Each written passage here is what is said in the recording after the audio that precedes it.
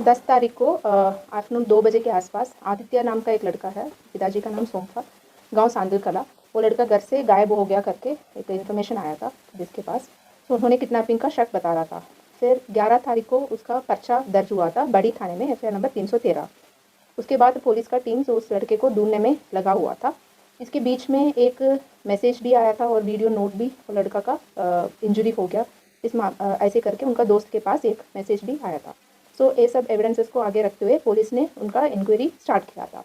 12 तारीख को फिर हमको दिल्ली का ग्रुप के थ्रू हमारा कोऑर्डिनेशन बना रहता था।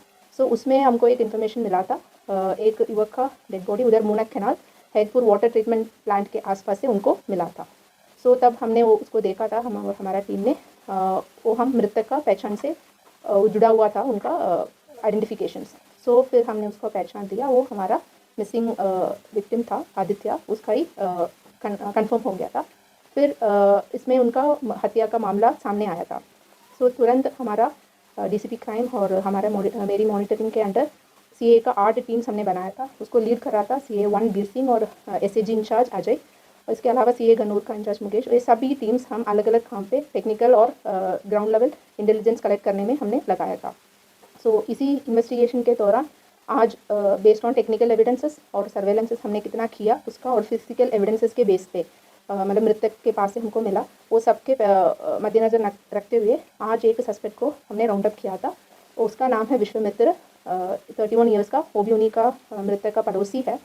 सो उनसे हमने पूछताछ किया था और प्रेमा फेसिए हमको सभी एविडेंसेस और उनका कन्फेशन ये सब जुड़े हुए हत्या तो उस बंदे ने किया था। और इसमें हमने एक चीज़ क्लैरिफाई करना चाह रहा था, ये हत्या 10 तारीख को आफ्टरनून तब मृतक ये एक्टिविस्ट का घर पे गया था। पहले ही उनका काफ़ी लेन देन भी है, बातचीत भी है, दोस्ती भी है। सो उनके घर पे गया, उधर पैसे के लेन देन के ऊपर इनके बीच में कासनी हुई थी, उसमें गाली गलोच फिर झगड़ा हुआ था। वो गुस्से में तब ये ग्रिल में लग के बेवकूफ़ होकर नीचे गिर गया था, फिर इसने उसको मार दिया। सो मार के फिर उसको हाइड करने के लिए उनका घर का कपड़े और कट्टे वगैरह में उसको बांध के गाड़ी में डाल के बड़वासनी फूल के नीचे नहर में उसको फेंक दिया। पूरा डेड बॉडी को गायब करने का चक्कर में उसको फेंक दिया। वही फिर हमको मूनक कैनाल में हमको मिला था। सो अभी के लिए आर्टिस्ट को हमने आज आफ्टरनून 2:30 बजे के आसपास हमने अरेस्टिंग डाला था। शांदल कलां गाँव के पास से ही हमने इनको काबू किया था। अभी आगे का पूरा इन्वेस्टिगेशन जारी है। और इसने एक और इम्पॉर्टेंट चीज़ें है, तब इसको मार दिया था, इसने पूरा प्लानिंग बनाया था कैसे इसके ऊपर शक ना हो और पुलिस का एनर्जी टाइम और गांव वाले को शक को दूसरी एंगल में कैसे हम डाइवर्ट कर सकते। सो मृतक का फ़ोन इसके पास था, तब पहले इनका दोस्ती था, मृतक का पासकोड भी ये जानता था, उसका मोबाइल ऑपरेट करना भी इसको जानता था।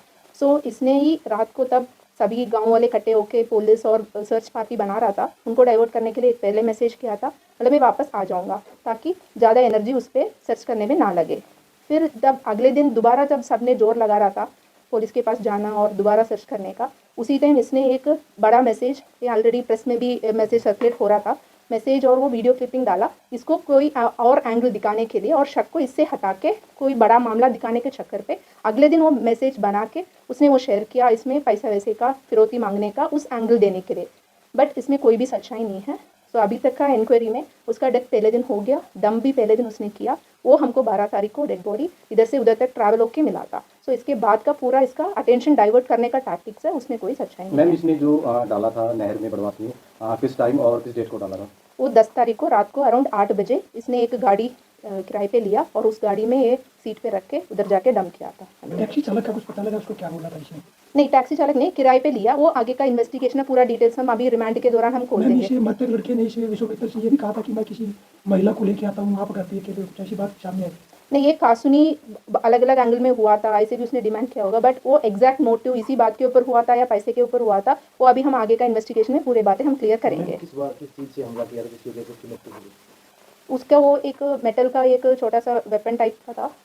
हाँ, ये घर पे यूज़ करने वाले वो रॉड था, उससे उसको पहले तब वो बेवकुश हो गया, उसके बाद उसको मारने का नियत से उसको ये कर रखा है, बट अभी उसको एग्जैक्ट वेरिफिकेशन वगैरह करने का बाकी है। कितने लोग इसमें शामिल हैं मैम हत्या वारदात में? पूरा प्लानिंग कैसे क्या रहा? अभी तक का इन्वेस्टिगेशन में सिर्फ इन्हीं का रोल सामने आया। विश्वमित्र हमारा एक्यूज्ड है, प्राइम एक्यूज्ड है, उसी का ही रोल आ रहा है। अगर इसको मदद करने वाले कोई और था, वो अभी हमारा आगे का इन्वेस्टिगेशन में खुलासा होगा। मैम पैसे के लेन देन को झगड़ा हुआ था या महिला को लेकर झगड़ा हुआ था इन दोनों? नहीं, अभी अक्यूज्ड केस में दोनों एंगल हो सकता है। मैं अभी कोई भी कंफर्म नहीं कर सकती हूँ बिकॉज अक्यूज्ड अभी तक यही बता रहा है 20,000 रुपये हमारा लेन देन था, वो पूछने के लिए वो घर पे आया। उसके बाद उनके बीच में और ज़्यादा बातें हुई थी, अलग अलग एंगल में बातें हुई थी, बट एक ही मोटिव हम नहीं जोड़ सकते। ये सब मिलके वो कासुनी हुई महिला को थी। लेकर कुछ अपनी प्राथमिक जांच में आरोपी ने बताया कि हमारी बातचीत हुई है। नहीं, अभी वो कोई कंफर्म्ड नहीं है जी। क्या उसी रात उसने अपने घर पे ही रखा था पूरा जो नहीं जी, उसी दिन रात को 8 बजे उसने डिस्पोज कर लिया गाड़ी को लेके। ये लगभग 2 बजे के आसपास इसका घर पहुंचा, आधा घंटे में इनका हो गया मैम था। जब वो मैम झगड़ा हुआ उस समय विश्वामित्र घर पर अकेला था या परिवार के साथ था, कोई और था?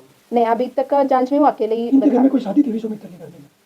विश्वामित्र के घर पे उनके परिवार में जो कोई पहले नहीं जी, इसका मुझे नॉलेज नहीं है। अभी ये पूरा एक एक चीज़ तो अभी आगे का जांच में हम बताएंगे। कितने बार जो है इनके चेहरे पे मिले हैं, किस प्रकार के पूरे शरीर पे जो प्राथमिक जांच में मिला हो जानकारी? अभी एक हमारा तो एक कट तो सिर पे था, एक पीछे का सिर पे भी एक कट था, और एक कान के पास में था। बट इसके अलावा पोस्टमार्टम रिपोर्ट अभी पूरी नहीं है, इसलिए मैं आपको एग्जैक्ट नहीं बताऊंगी। इतना ही छोड़ था। अक्यूज्ड एक चीज़ क्लेम कर रहा है, जब तक हमको पोस्टमार्टम रिपोर्ट से वो मैच नहीं हो रहा फिर हमको ज़्यादा ये नहीं पता। मैम जब आरोपी मैसेज कर रहा था क्या आपने घर पे ही मौजूद था उस टाइम?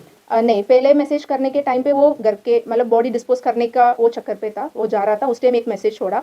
सेकेंड डे वो मैसेज करने के टाइम पे वो घर पे नहीं था, वो सोनीपत की तरफ जा रहा था, उधर जाके वो मैसेज किया था ताकि वो कोई भी लोकेशन आया तो भी उसका मूविंग में दिखाएंगे।